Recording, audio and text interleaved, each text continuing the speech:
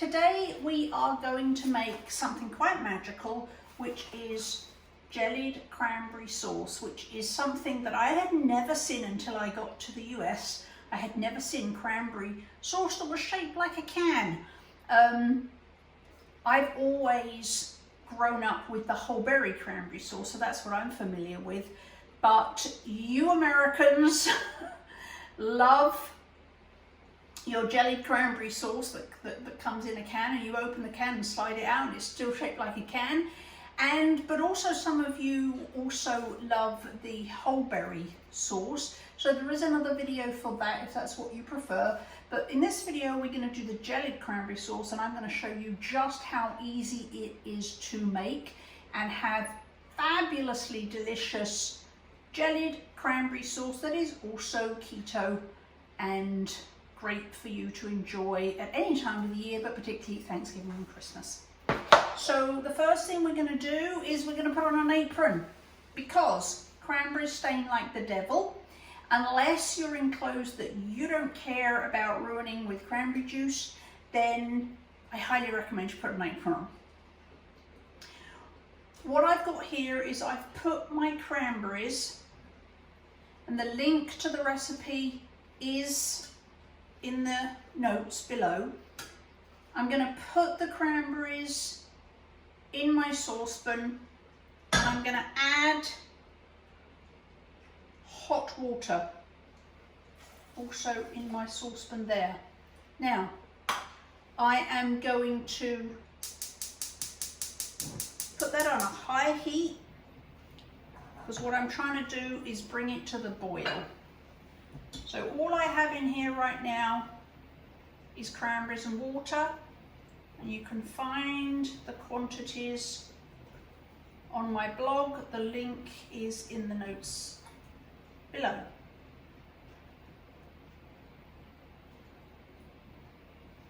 So cranberries and water, high heat.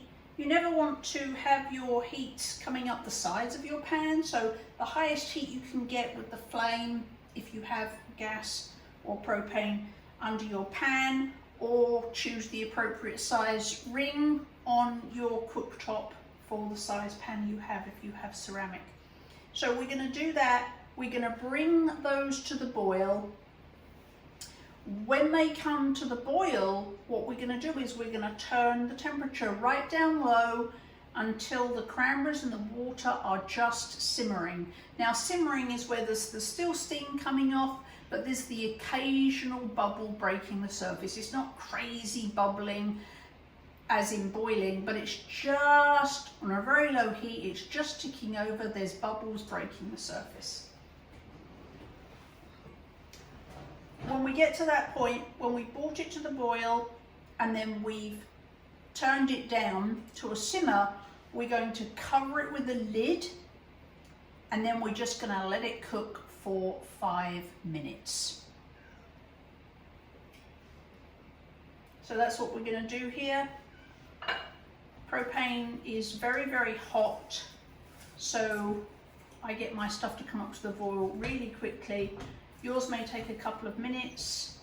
If you use really hot water and your cranberries have not been in the fridge, it won't take you very long to get to boiling. If your cranberries were in the fridge or even in the freezer and you don't have very hot water, it's going to take you a bit longer to bring to a boil, but just bring it to the boil. And then when it's boiling, you're going to turn it way down so it's just simmering, and then you're going to put the lid on. And the lid is important. So put the lid on, set a timer, and you're going to cook that for 5 minutes, and then I'll come back and we'll show you what's next.